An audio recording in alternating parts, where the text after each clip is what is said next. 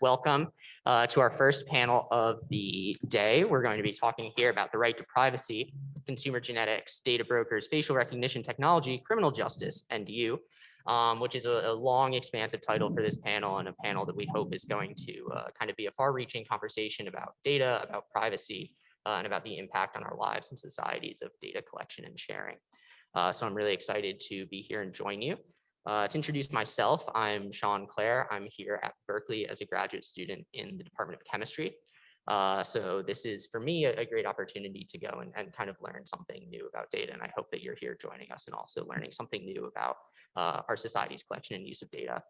We're joined here today by a number of phenomenal panelists, and I'm really excited to introduce them to you. To my left, excuse me, to my left is Ulysses Mejias. He's a professor of communication studies and director of the Institute for Global Engagement at the State University of New York at Oswego. His research interests include critical data studies, philosophy and sociology of technology, and political economy of digital media. Dr. Mejias's work has appeared in various journals in his field, and he is the author of 2 books, Off the Network, Disrupting the Digital World, and with Nick Coldry, The Cost of Connection, How Data is Colonizing Human Life and Appropriating It for Capitalism. That's the book that there are some materials for. If you haven't gotten them, I think you can find them in the back of the room at the end. We'd be really excited for you to check that out. He is also co-founder of Tierra Común and the Non-Aligned Technologies Movement, 2 innovation and support networks of activists, educators, and scholars working toward the decolonization of data. And he serves on the board of Humanities New York, an affiliate of the National Endowment for Humanities. He's also been named a Fulbright Specialist from 2021 to 2025. We're also joined by Xiaohui Tai, a postdoctoral researcher here at Berkeley in the School of Information. She's interested in using large-scale, granular sources of data and statistical and machine learning methods to measure and study human behavior. Much of her work uses non-traditional data, such as those from mobile phones and satellite imagery, to study problems in conflict, crime, and the developing world. Her current research is focused on estimating the social and economic consequences of violent conflict. She received her PhD in statistics from Carnegie Mellon University, studying matching problems in forensics and developing methods for comparing unstructured data, including images and web scrapes, applying them to forensics and cybercrime. Before that, she was a statistician with the government in Singapore and spent some time as a quantitative modeler at JPMorgan Chase. And then we're also joined by Haley Sukayama, a senior legislative analyst with the Electronic Frontier Foundation, focusing on state legislation. Prior to joining EFF, she spent nearly 8 years as a consumer technology reporter with the Washington Post, writing stories on the industry's largest companies. Haley, who's SIP US certified by the International Association of Privacy Professionals, has an MA in journalism from the University of Missouri and a BA in history from Vassar College. So if you could join me in welcoming our panelists, that would be wonderful.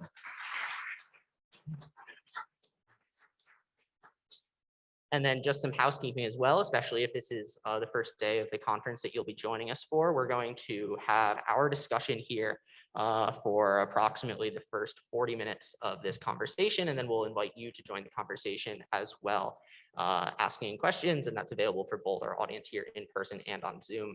And we would love for you to continue the conversation later and throughout the conference on our Slack channel, which is up there on the screen. I think it is the data privacy panel, data privacy Slack channel. We would love to have you continue the conversation there.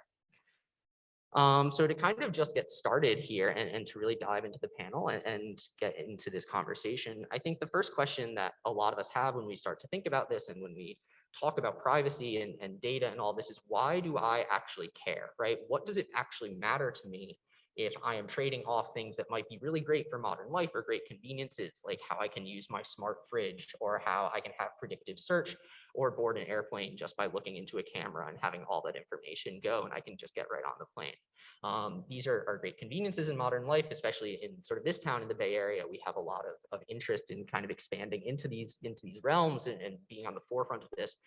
So I would love to just kind of go down the table and see what your thoughts are on why we should really care about data and our privacy and how we use and collect data. So yeah, if we want to start with you want me to start? Ulysses, yeah, absolutely. Great. Well, good morning, everyone.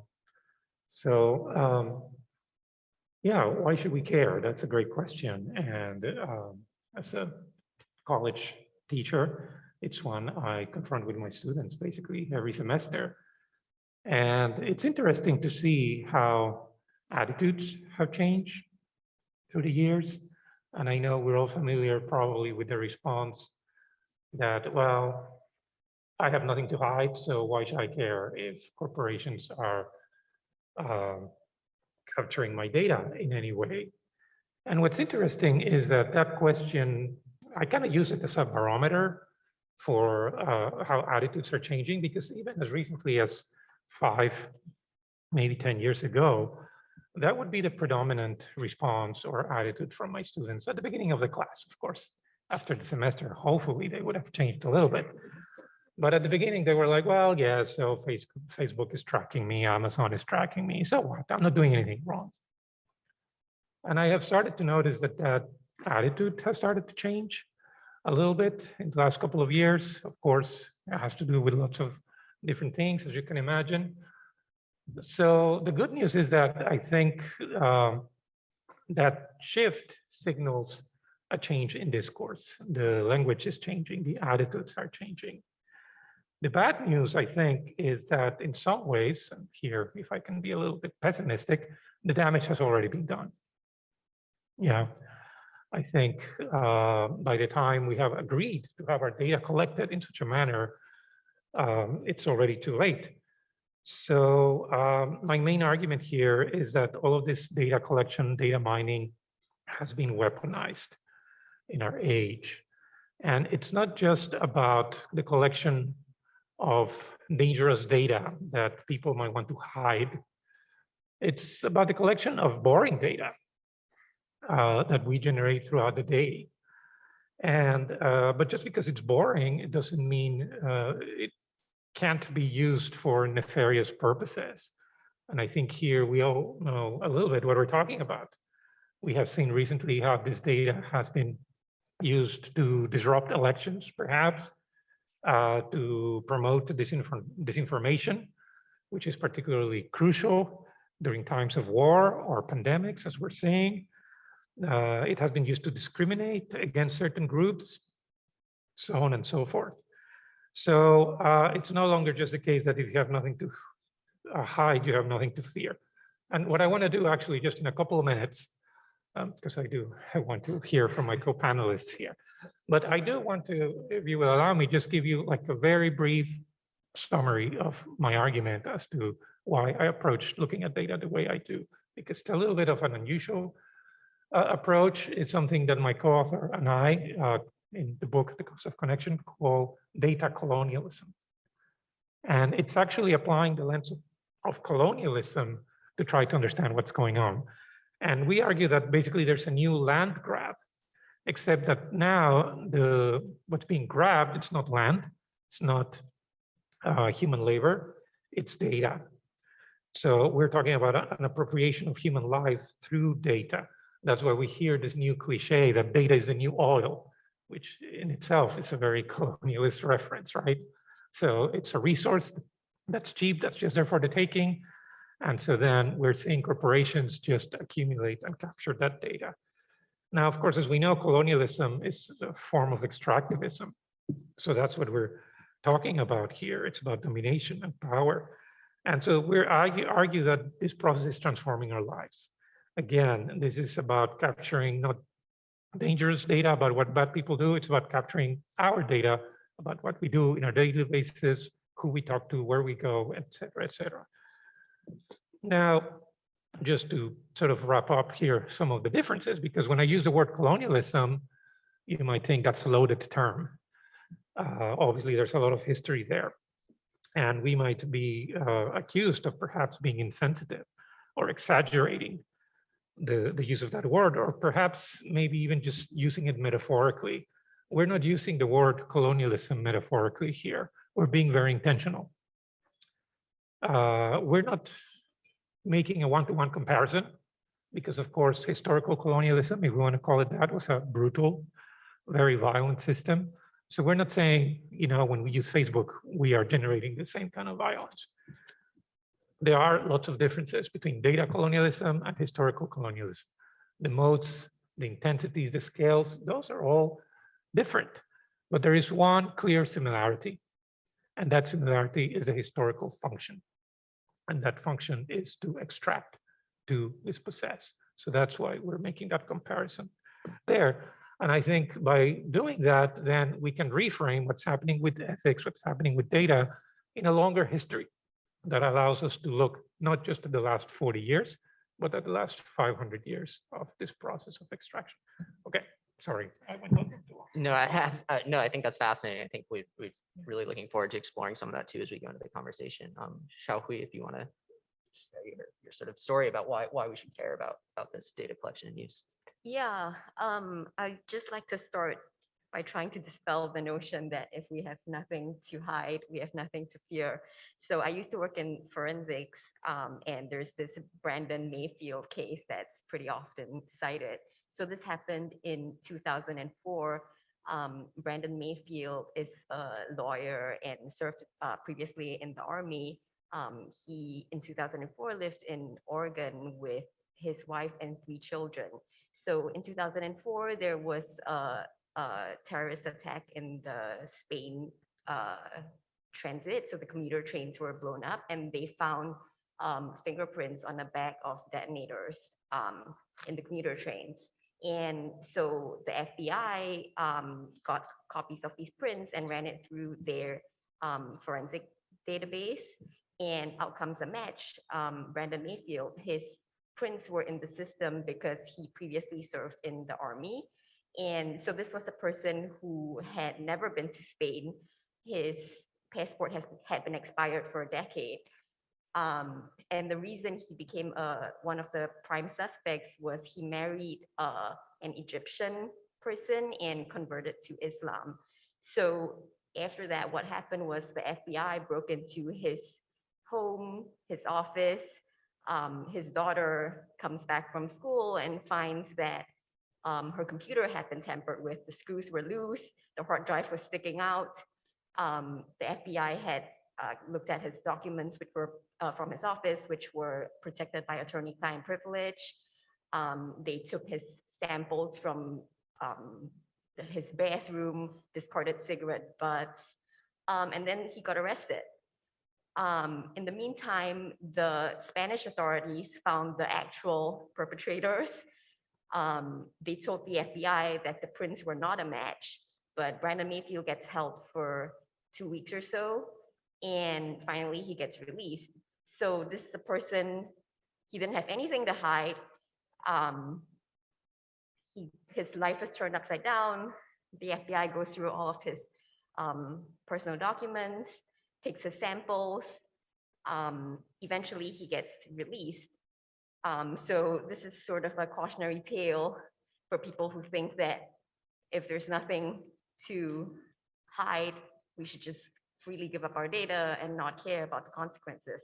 And another point I would like to make is that we might not think we have anything to hide, but everybody has some reasonable expectation of privacy. For example, when we go to the bathroom, we lock the door. We don't expect our health information, our financial information, or our voting information, for example, to be shared publicly. So it's not actually true that there's nothing to hide. And everybody has various degrees of expectations of privacy, but we should all care to some degree. Yeah, I think that's fascinating. I think that's a really important story too, and especially when we think about, oh, how could it, you think about this happening to other people, and then you hear that, this is a veteran and an attorney, right? And so it's like, if that's the sort of person that this can happen to, and their whole life can be turned upside down, I think that that's an important story. And then also that, yeah, we all actually do have something to hide, and it's okay to have something to hide and to be like private and to have that be part of us, right? Is that there are things that should not be, in the town square, I think is something, a really important point as well.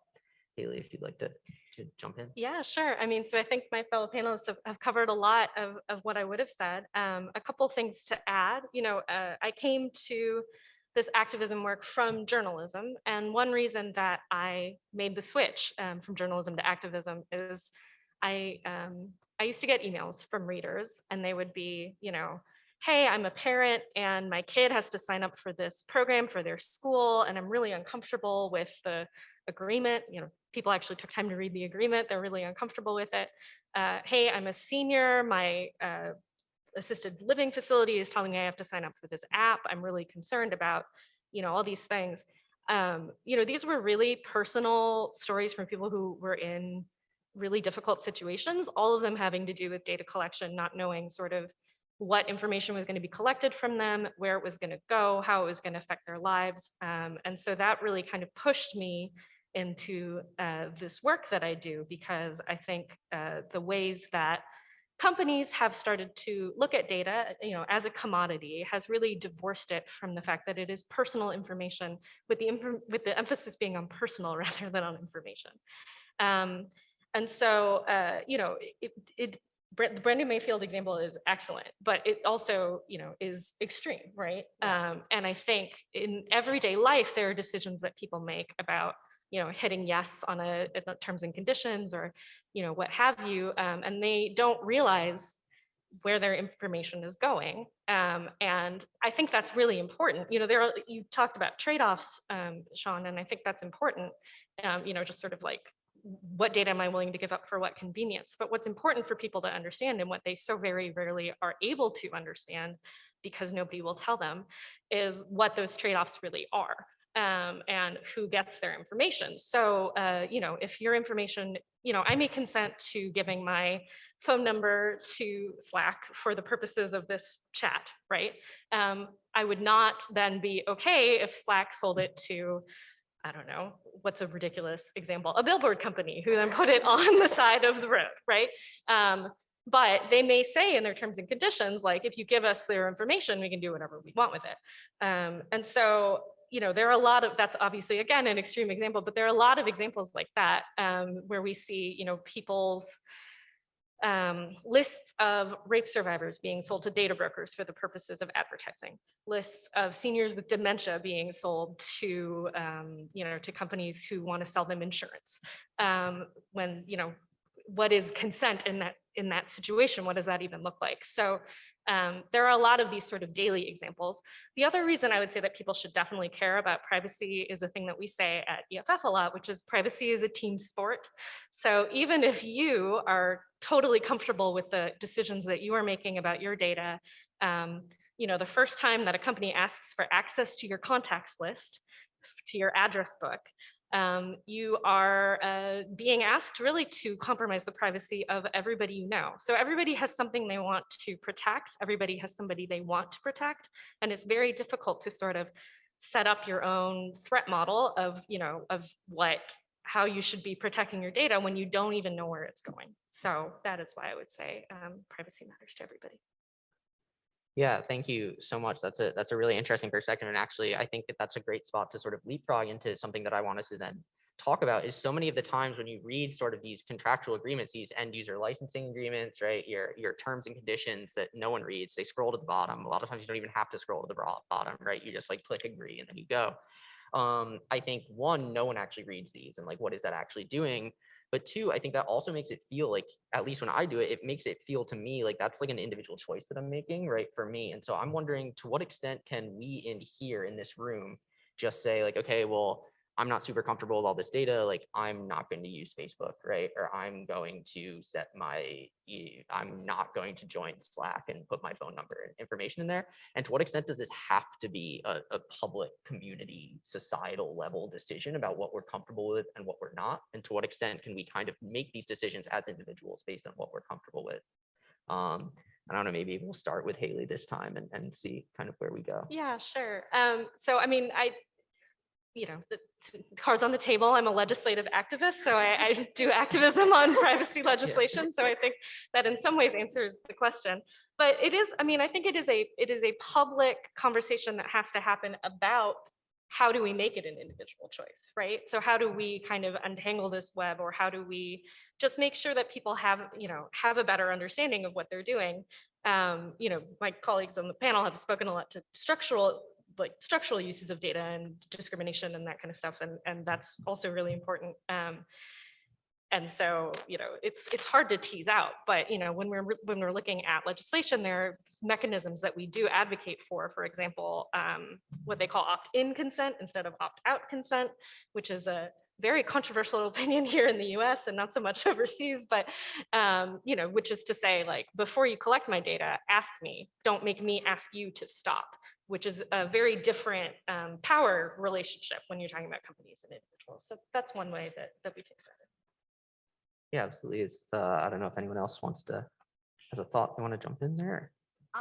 Yeah, I think there are a few things that we can do as individuals. For example, if we think Apple does a better job compared to Google with protecting our privacy, then maybe we try to use an Apple phone. But in many ways, privacy is also a collective decision. For example, in the Cambridge Analytica scandal, which many people might know about, what happened was maybe 200,000 or 300,000 people on Facebook agreed to do this survey, in the process giving up their personal information. But this company was able to harvest information on their friends as well. And as a result, 87 million people's information were compromised.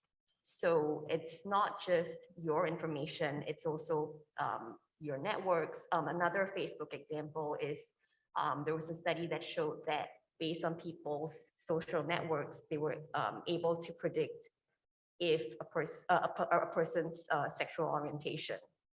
And there are many such examples. Another one is in forensic genealogy, where you give up your own DNA, and in the process, you give up all of your family members. So in all of these examples, it's not just your decision, it's also it also affects your friends, your family. And I guess the last example I'll give is that all of these data are being used to train models. So you're giving up, when you give up your information, people unrelated to you, not your friends, not your families, whatever, these models can be used to predict information about these completely unrelated people as well. Yeah, well, those are really great points. And I like the way you're framing it, Sean, in terms of having to balance the needs or the concerns of individuals versus society. Because I do think this is not just an issue for individuals. Whether we click, I agree or I don't agree in the terms of service, I think I like to think of these as social problems that indicate the emergence of a new social order. And I think another sort of benefit of looking at it also through the lens of colonialism is that we can see and we can understand that the effects of colonialism historically and even now with data colonialism have never been evenly distributed. And there are populations that always pay a heavier cost.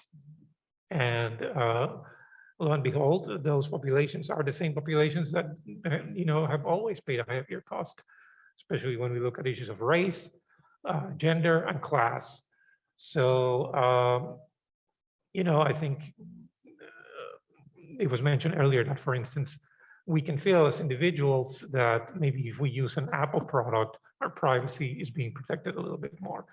But there are economic consequences and ramifications to that fact, right? Because as we all know, Apple products are more expensive. So what we also see is that privacy is becoming, people with more resources can protect themselves better in this new emerging social order. And people with less resources pay a heavier cost. Another good example is the work of Virginia Eubanks, if you're interested in reading her work. And she has really looked at how algorithms that are used to determine social services really criminalize the poor. So, there are just endless examples of how certain populations have more at stake. And so I think just by looking at this from an individual perspective, like whether I click or don't click on that little box that says I agree, I think is, it's part of the picture, but definitely not the whole picture. Yeah, absolutely. I think that's a really good salient point. I don't know if anyone has any final thoughts on this sort of issue, but I think that that's an important point as well about how when we make these decisions, they impact people beyond us, and often those impacts are borne disproportionately by the people who have always borne these impacts, and especially looking at the poor, and sort of this idea of poverty is really in a lot of ways this sort of loss of privacy. And when you think about the things that you need to do in order to attain government benefits, to prove that you deserve or prove your entitlement to these things that we call entitlements, but actually, are you actually all that entitled if you have to prove to the government all of these things, right? That you actually do deserve to get this help, and you have to trade all that.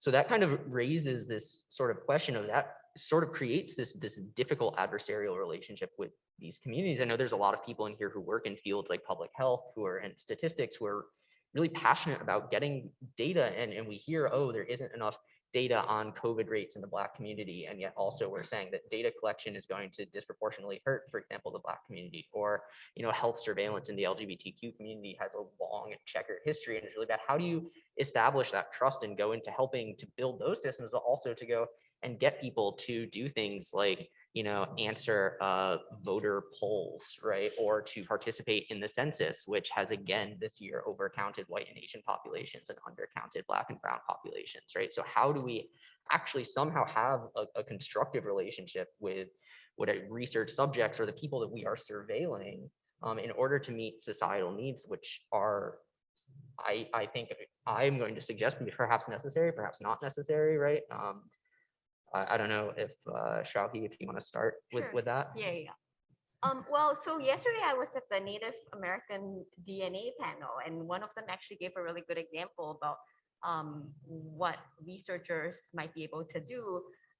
So I think their example was before even starting a research project with the Native American community, to go and talk to the people and do qualitative interviews. And if that's not what the community wants, then to not proceed with the research at all, or find somebody else with the expertise that they require.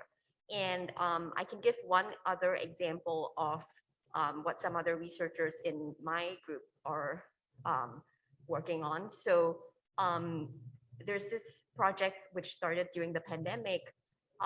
What happened was the Togolese government was looking for a way to target humanitarian aid to communities which were the most vulnerable. So they wanted the poorest people in the poorest regions of Togo to receive this aid.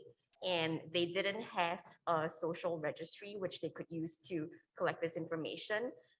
So the minister reached out to Josh Blumenstock, who's the PI of my lab, to see if we could use new sources of data such as mobile phone data and satellite imagery to target aid to these people.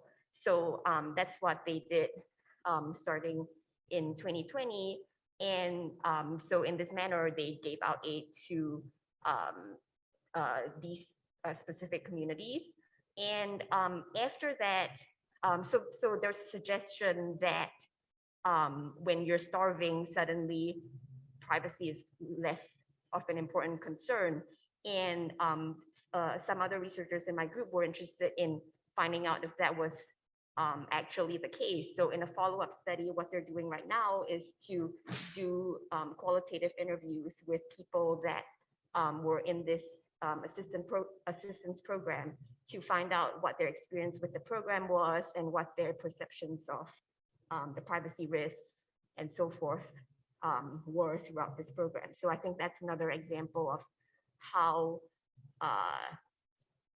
we could engage constructively with communities in which we're collecting data from. Yeah, absolutely. Thank you. That's a really interesting example that I know I hadn't heard of personally. That's a really interesting example. I don't know. Haley, maybe you want to jump in? Yeah. So, the COVID pandemic is a really great example, from our perspective. We were really concerned about sort of setting up a large scale data collection system for a crisis, because I think we've seen, EFF had a lot of growth after 9/11 and after the Patriot Act, because that was another system that was set up for data collection and surveillance that is still with us, even though, there is no end game. There is no ending condition for that kind of collection on that system.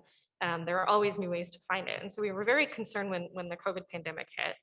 On the flip side, you know, my sister's a medical researcher. My father's a retired infectious diseases doctor. So I talked to them a lot about, okay, if we're looking at public health and what information you really need, you know, sort of how should I be thinking about this? Because I certainly don't want to impede these efforts, you know, at the legislative level when we're talking about what researchers can and cannot do. And so what they told me, you know, I mean, it's really a kitchen cabinet situation rather than an expert panel, but what they told me was really that, you know, with research that you should be able to articulate what we call in the privacy world, like purposes, right? Purpose limitations. So reasons that you're collecting the information. You know, I love the idea of going and talking to the populations first. I think that's hugely important because what we did find when we were talking to populations were, for example, a lot of data that people collect in a lot of venues gets over to ICE, for example. And so there are a lot of immigrant populations that are very concerned about having their data turned over to ICE for understandable reasons. And so they don't like to participate in these sort of large scale programs. So to me, both privacy and public health are both underpinned by trust. And so you need to establish that trust and then you need to follow through on it, right? So you say, I'm only collecting information for these purposes. I'm not going to share it with these people. I'm not going to share it at all. I'm going to delete it after I'm done with it. To me, these are like pretty basic data hygiene rules that, you know, we would like to see everybody follow. I would like it if it was voluntary, but it's not always. So that's why we turn to legislation often. But that's kind of how I look at it. Yeah, absolutely. Yeah, well, I think a sign that we are going in the right direction will be when we see these groups conduct their own research, analyze their own data, and have the tools, the empowerment to do things on their own. And I think we are getting there slowly. I mean, the language of decolonizing research methods has been around for a while, and there are very strong models for, you know, how do you conduct research in a way that doesn't extract from vulnerable populations. So, and there are many interesting initiatives. Perhaps yesterday, I don't know if it was mentioned, the whole indigenous data sovereignty movement, where First Nations are looking at ways to not just how to collect and analyze data, but even to define what data is for.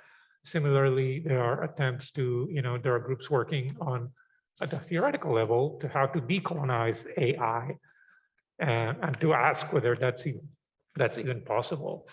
I think here a key thing to keep in mind is that we can learn from previous movements of decolonization, which is not to say that their goals are the same as ours. I think we need to respect those differences, but I think we can definitely learn from them.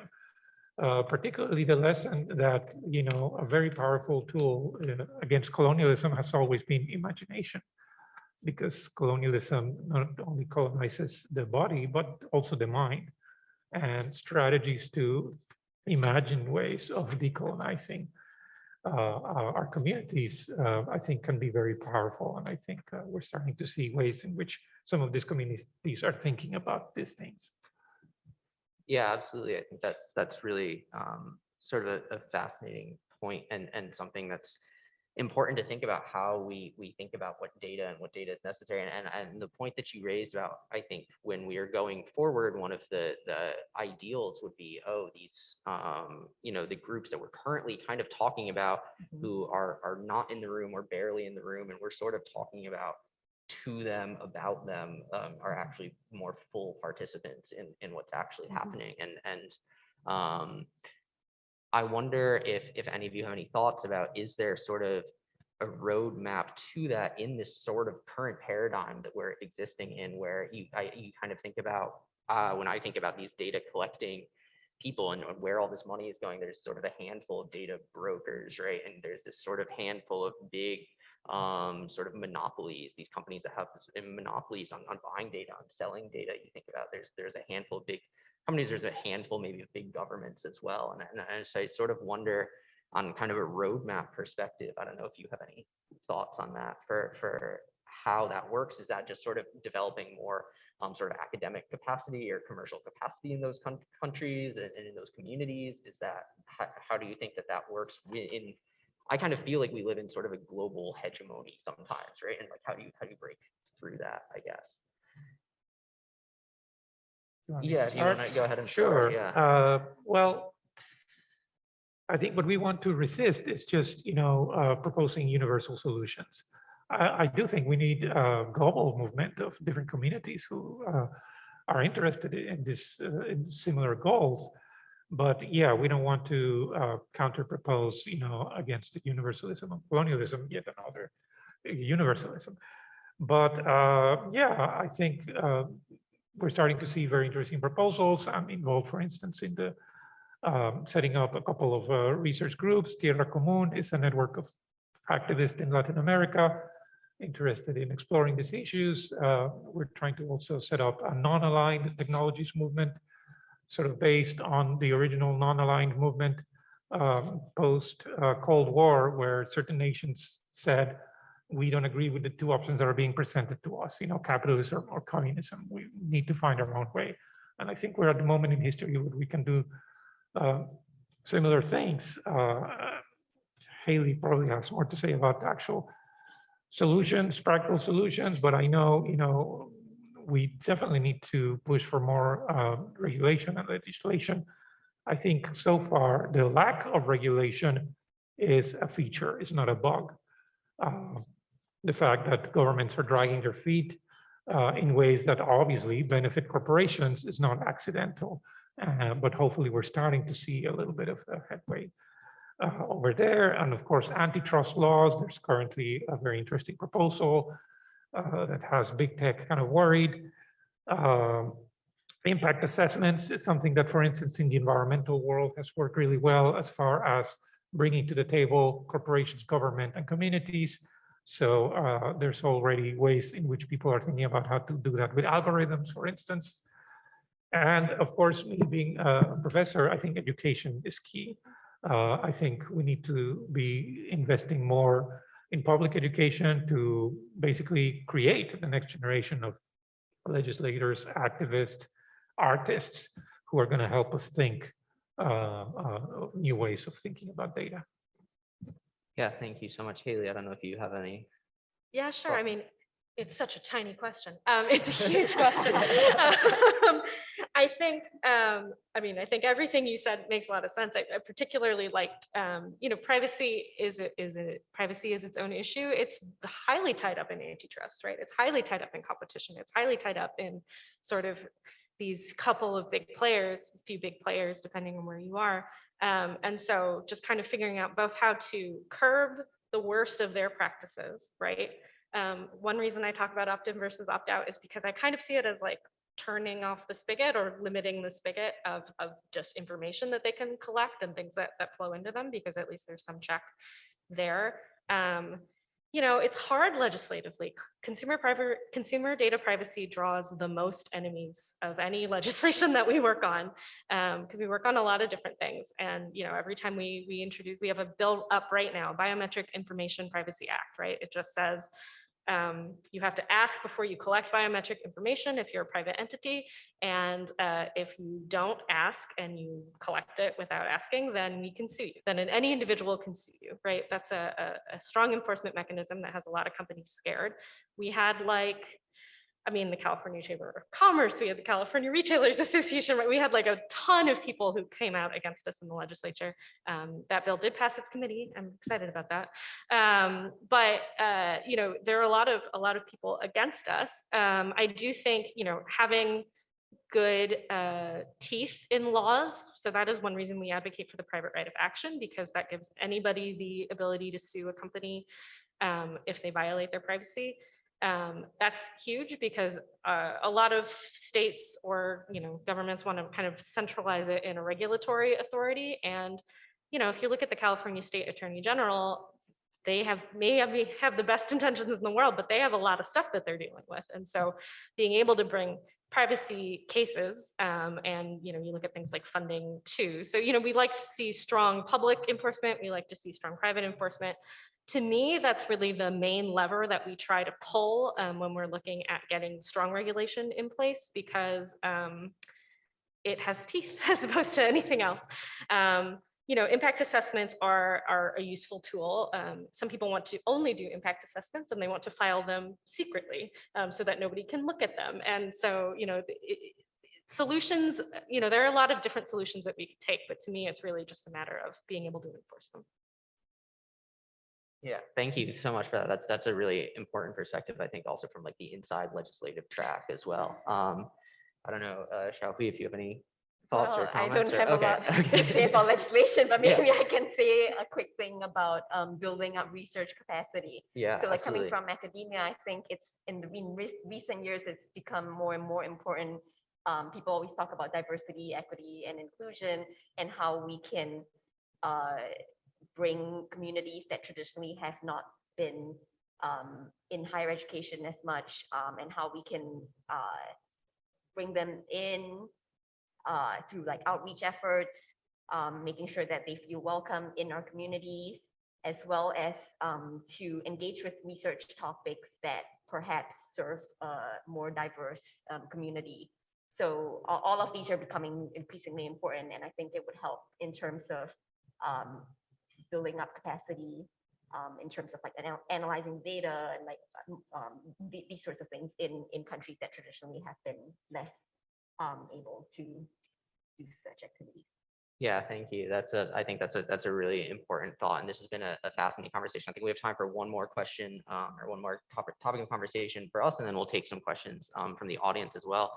And something that's kind of come up a few times that I've wanted to talk about that we have sort of alluded to is a lot of the concern, I think, about privacy is what happens, sort of after I give the information to Slack or after I give it to Facebook, right? And so I think that if I were Facebook, I think I would want to frame this as sort of two problems. One, that like, okay, I'm Facebook and you're giving me data and maybe that makes you a little bit uncomfortable. But then there's also this sort of, if I do good data security, or if I don't then give your data to ICE, or if, I'm not, if I can still collect all of your like, fingerprint to open your cell phone, but if I don't then go and like turn that into the police, then maybe that's not a problem, right? Or maybe those are two separate issues. And I was wondering if you all had any kind of thoughts about there's sort of, is it, or should we be really concerned, I guess, more primarily about the location sort of in time and space of the data collection and stopping it there? Should we kind of talk about more the onward uses and the sort of trade and selling or leaking of bad data security, bad data practices, bad data hygiene going forward, and seeing, okay, yeah, no, it was fine that you took my social security number, but now it's like a problem that you didn't protect it well enough, and it's been taken by hackers who have now like taken out a mortgage in my name, right? So I wonder if any of you want to go ahead and dig into that. I feel like I've been talking a lot. But I mean, Ulysses, you want to? Well, I've been talking a lot too, but hey, I'll go for it. Okay. Try to be brief. Well, again, I think bad data practices are not a bug. Again, I think they're a feature. And I think the system sort of works under the assumption that what matters is the maximization of profit, not the protection of consumer rights. So every time we have all of these abuses, I'm not that surprised. And to go back to the legislation issue, I think it's also interesting that we always seem to be focused in ex post legislation, not ex ante, which maybe Haley can sort of explain a little bit more about this. But it's always kind of like after the fact. It's like, oops, Equifax, sorry, this was a bad thing.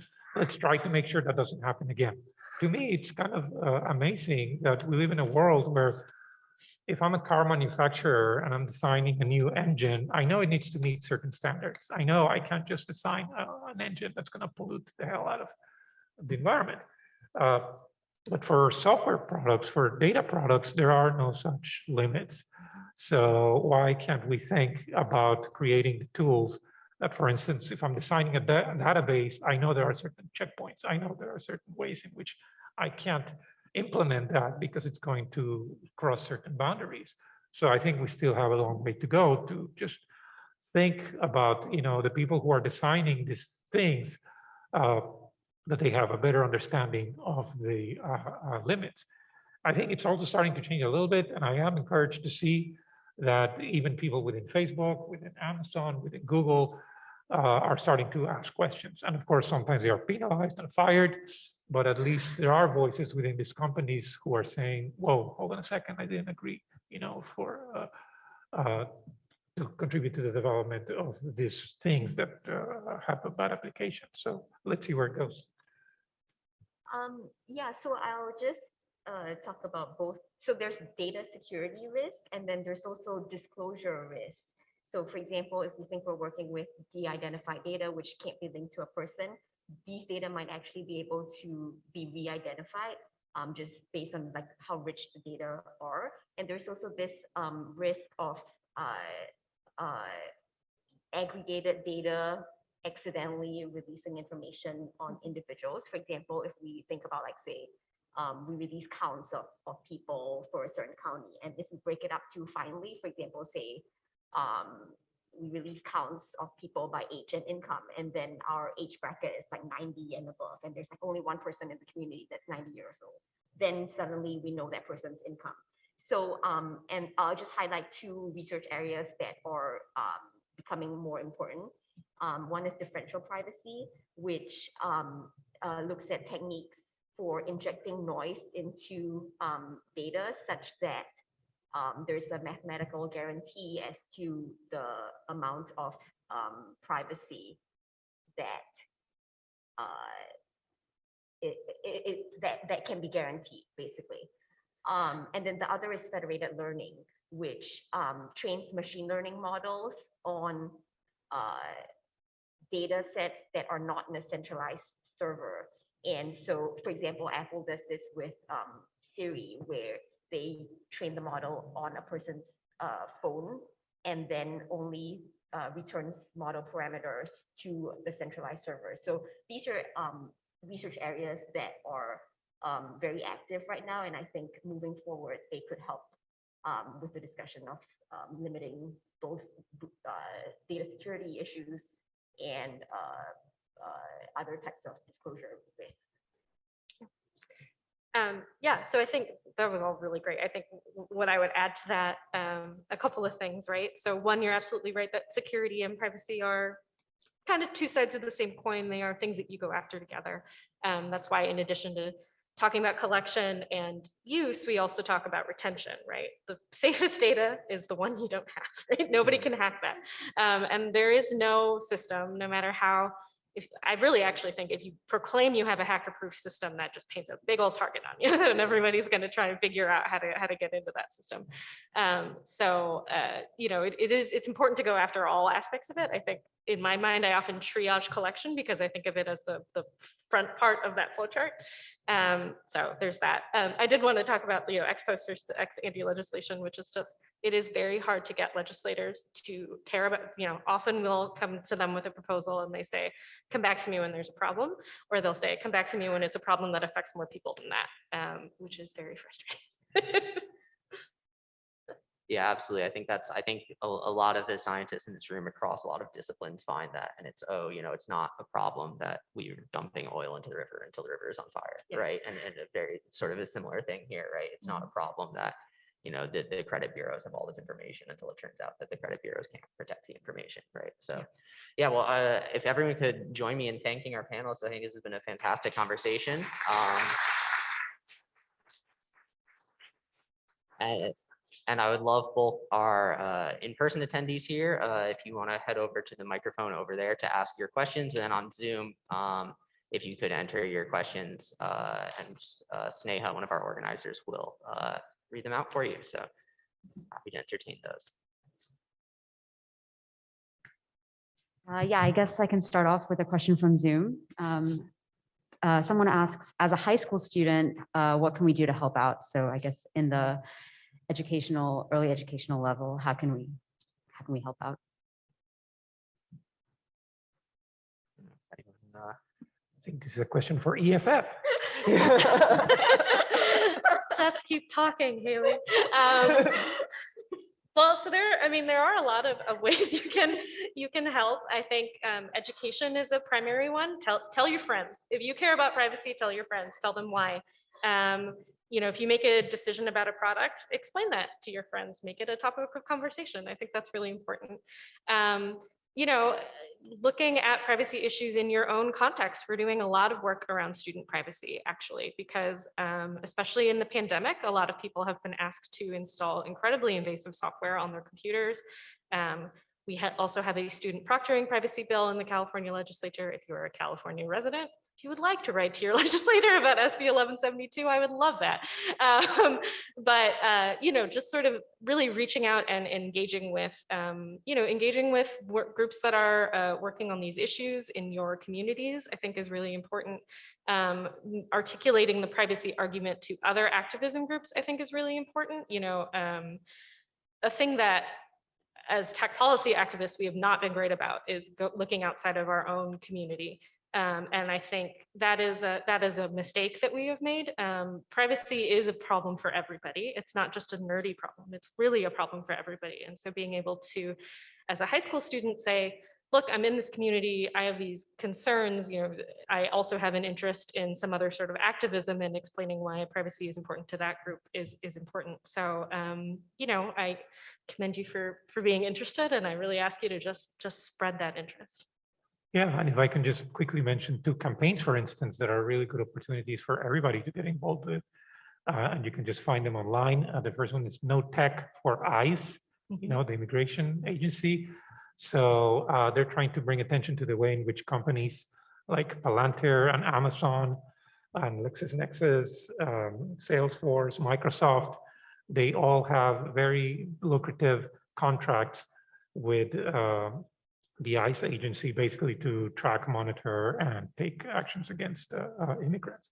The other one is No Tech for Apartheid, which is doing something similar with the Israeli government, especially bringing attention, for instance, to the ways in which Google has partnered with the Israeli government through this project called Project Nimbus, which is basically a data collection project that is being used to dispossess Palestinians of their land. So there's lots of opportunities like this to get involved.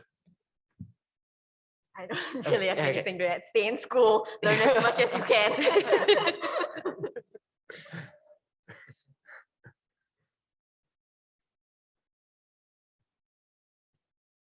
Thank you all so much for coming out today. This was a really fantastic panel. You all talked a lot today about the commodification of data and the ways that we can sort of regulate that or make sure that consent is informed. That is, like if I sign up for Apple Health, they'll sell my walking speed, which is predictive of longevity, to a life insurance company or a data broker. And I think one question I have is often this isn't a real choice, even with informed consent. That is, you need a tool to manage your heart rate or your stress or you sleep, or you need Facebook to find an apartment.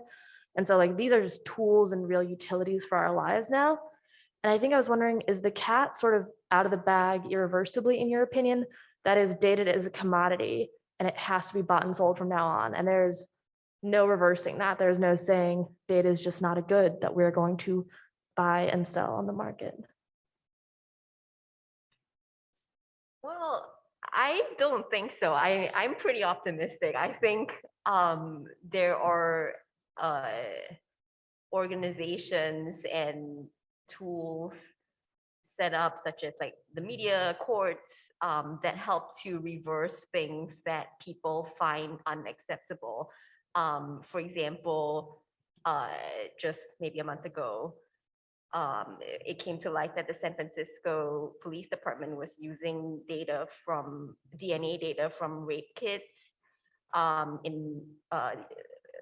a forensic tool to search for people who perpetrated other crimes.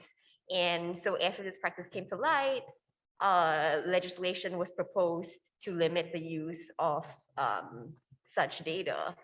And I think it's in the courts right now. And this is just one example. I think there's, for example, it came to light that Facebook's targeted ads were discriminatory in housing, in in credit as well as employment. And then so moving forward, there are limits as to how targeted ads can be in these domains. So I think there's, I mean, I know it's been like pretty reactive so far, but I think there are systems in place which can help to course correct, I guess. So I'm pretty optimistic that, I mean, maybe other people have different opinions, but I think there are ways forward. Go ahead. Lee. So this is what I refer to in my head as privacy nihilism, right? Like, we're done, pack it up, go home. I would not come to work every day if I thought we were done. I think, you know, one thing, I mean, you're certainly right that conversations have evolved, right? So now we're seeing, you know, when I started as a tech reporter in 2010, the whole conversation in Congress around tech was like, well, don't regulate them. They're so innovative. They're the engine of the American economy. If you regulate them at all, everything will fall apart. That's clearly not where we are in this moment. I think partially because of what we've seen of privacy harms.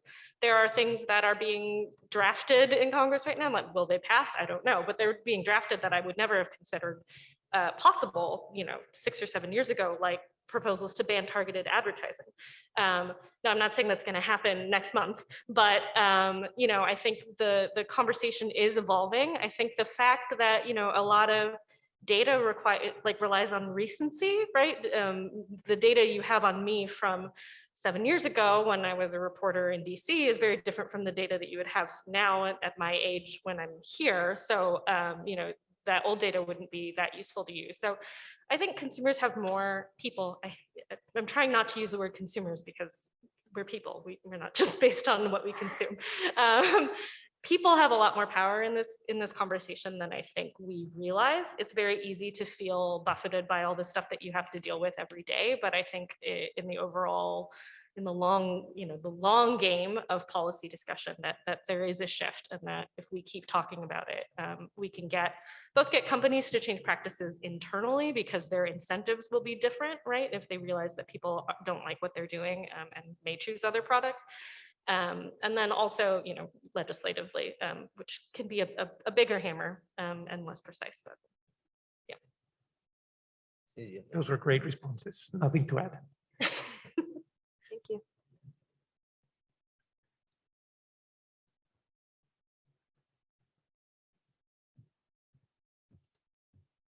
Hi there, my name is Roland. I was just curious, you know, you highlight a lot of examples of how privacy can be used for negative effects, but one example you gave was around the Native American communities, how you were with them yesterday, Dr. Tai, and one of the parts of the research was asking, you know, do they want their data to be collected in order for services to help them?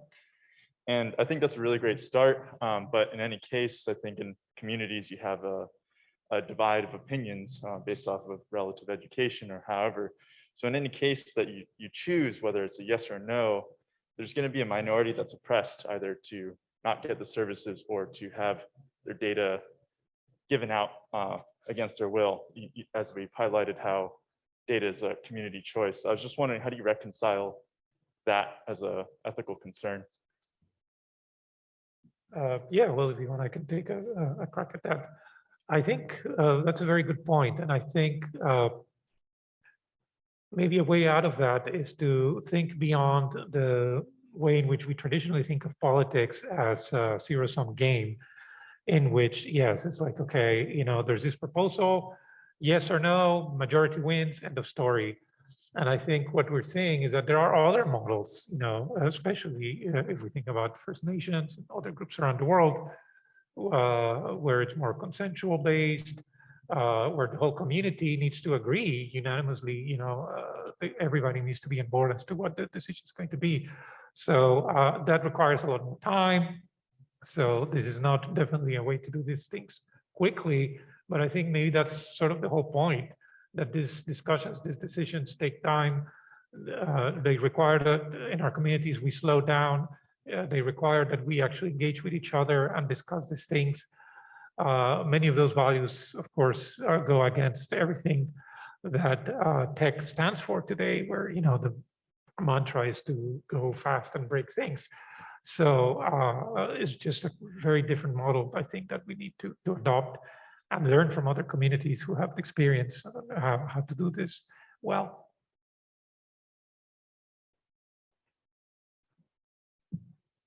Thank you so much.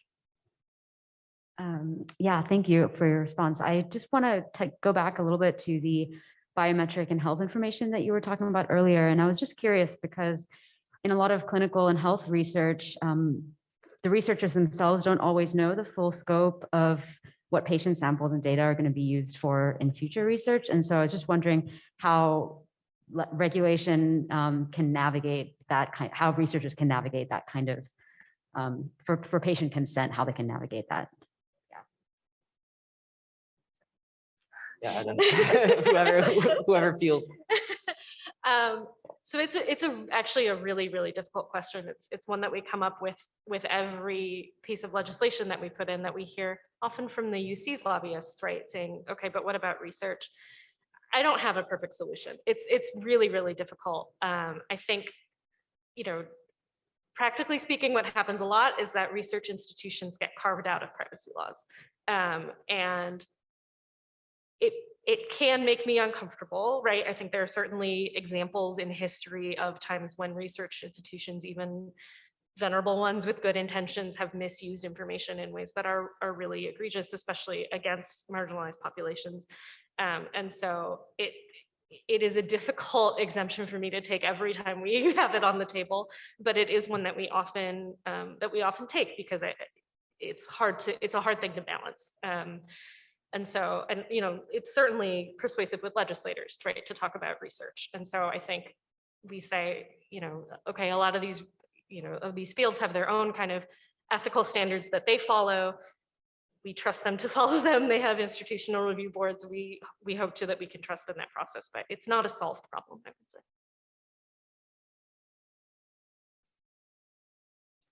Maybe I'll just add that in IRB protocols, there's often restrictions that you can write in terms of like how the data are going to be used, or like if they're going to be destroyed after some amount of time and things like that. So those are things that can be written into IRB protocols, and they're like data use agreements and things where you can make sure to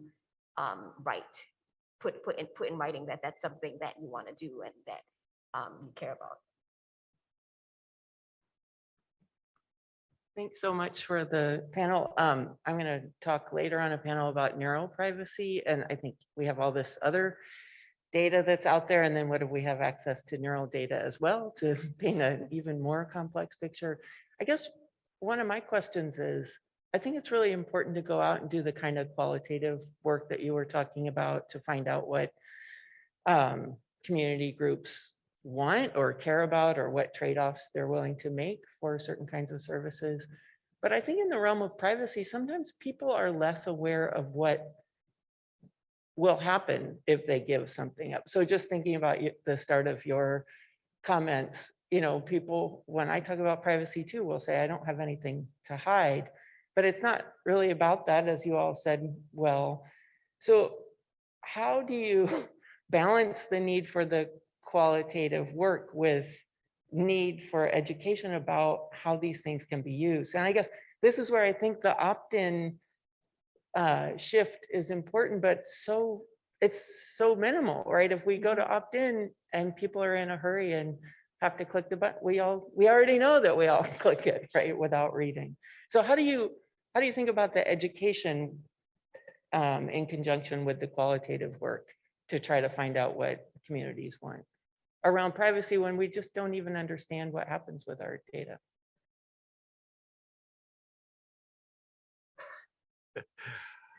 We're just gonna look at each other. Yeah. Well, no, I mean, it's a complex issue and it requires a lot of work. And again, as someone who does education for a living, obviously my answer would be more education.